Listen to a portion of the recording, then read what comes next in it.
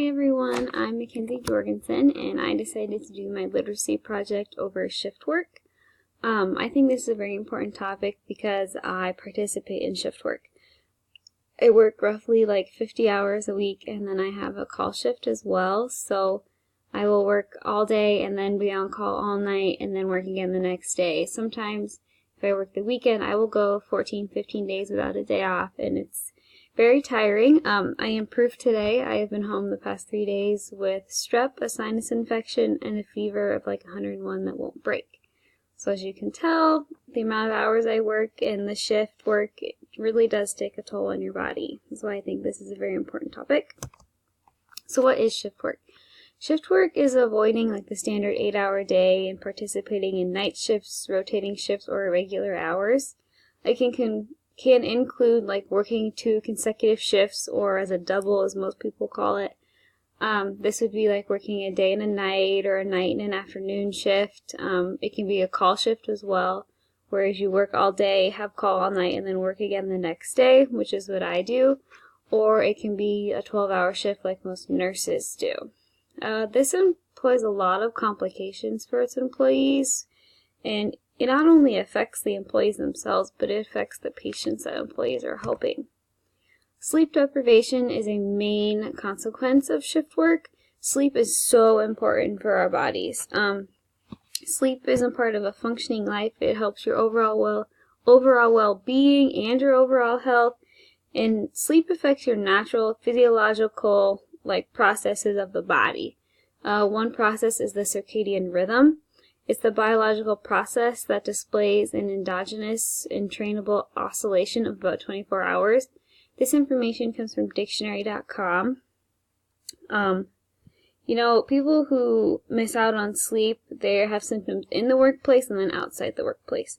Some symptoms inside the workplace would be things such as like loss in reaction time, missing their daily duties, mood changes that affect them, coworkers, and patients, like irritability, decrease in concentration and efficiency of their duties, and then they can also have trouble in the decision-making process because your brain isn't quite working right.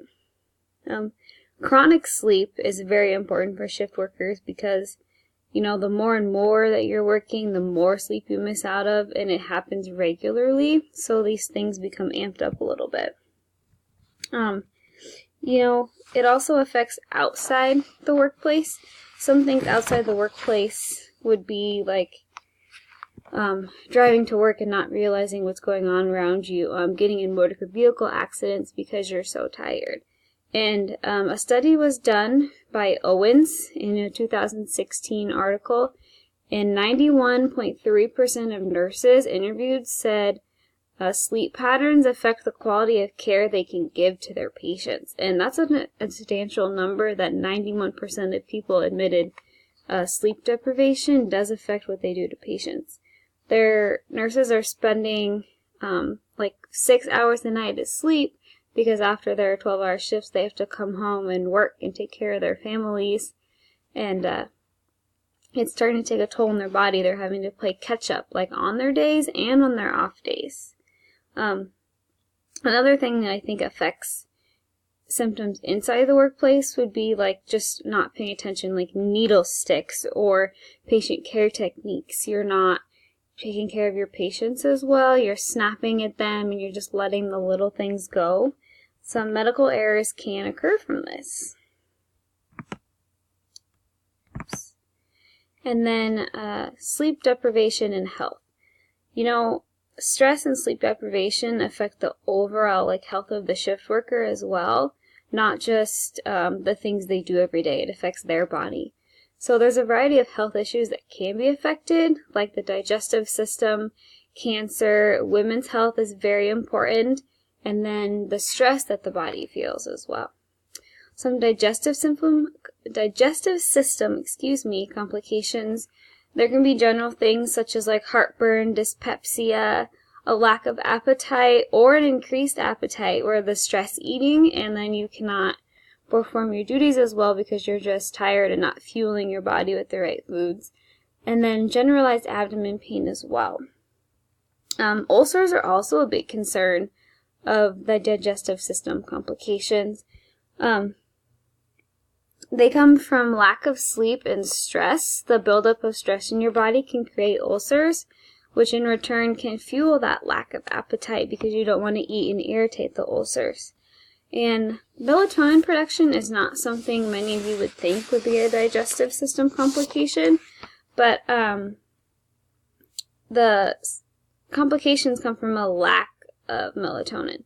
Like, melatonin production is based off the circadian rhythm, and interruptions with the circadian rhythm can influence the melatonin production of the mucous membrane, so it causes the ulcers and the decreased function in the digestive tract. Things aren't moving as smoothly, can cause constipation, like uncomfortable. The more uncomfortable a healthcare worker is, they don't think about their patients as much.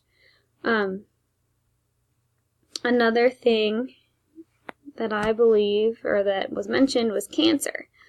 Cancer is just like abnormalities within the body's natural productions. So when you have insulin production abnormalities or melatonin production abnormalities, it can create certain like malignancies or abnormal developments in the body that can lead to like breast and colon cancer, ovarian cancer, endometrium cancer, as well as prostate cancer in most men. These different things in your body that are going on can lead to cancer and other serious illnesses.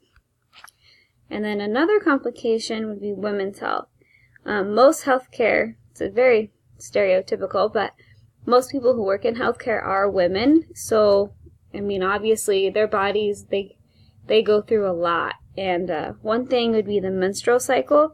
Their menstrual cycle regulates organs and reproductive organs and bodily functions. When the menstrual cycle is thrown out of whack, it can throw a whole woman's body out of the normal regimen. It screws with their mind as well because they don't know what's going on with their body. I can attest to that. So, it's lots of the stuff I can prove because I've been through it.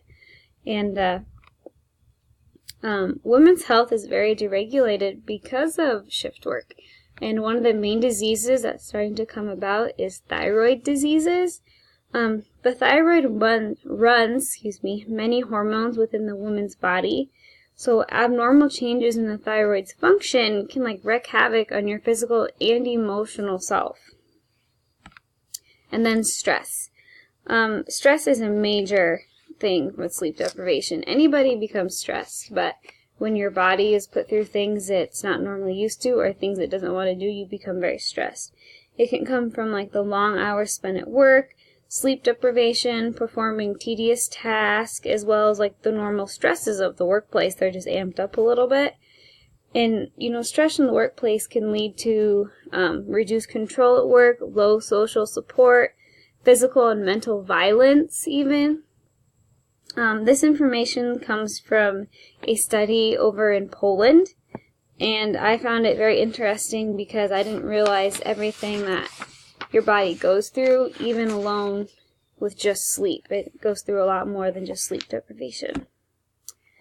I found an article also that it talked about CRNAs, or Certified Registered Nurse Anesthetists, and their impact on shift work. There's a lot of negative consequences that they endure as well, other than just physicians and nurses. Some negative consequences for them are increased risk of obesity, associated complications like diabetes, hypertension, cardiovascular diseases, and higher rates of motor vehicle accidents. One of the major negatives that they talked about in this article was extreme fatigue. Fatigue is a common symptom of normal physiological and psychological exertion. This type of stress really lessens the body's capabilities. And some facts that I found that were very, very astounding was 82% of CRNAs reported experiencing call fatigue on a regular basis. That's a lot of them. Almost every single CRNA in a hospital or a clinical setting is reporting call shift fatigue. And then another study was roughly 1/3 of the interviewed group admitted to making a patient care mistake. So it is affecting their patients as well. Ways that this can be avoided, or countermeasures are done with fatigue avoidance strategies and fatigue countermeasures. Fatigue avoidance strategies are practices to prevent fatigue, whereas countermeasures are ways they interact with fatigue and try to come back from it. A few examples of avoidance strategies would be like healthy sleep patterns, trying to go to bed and wake up at the exact same time every day.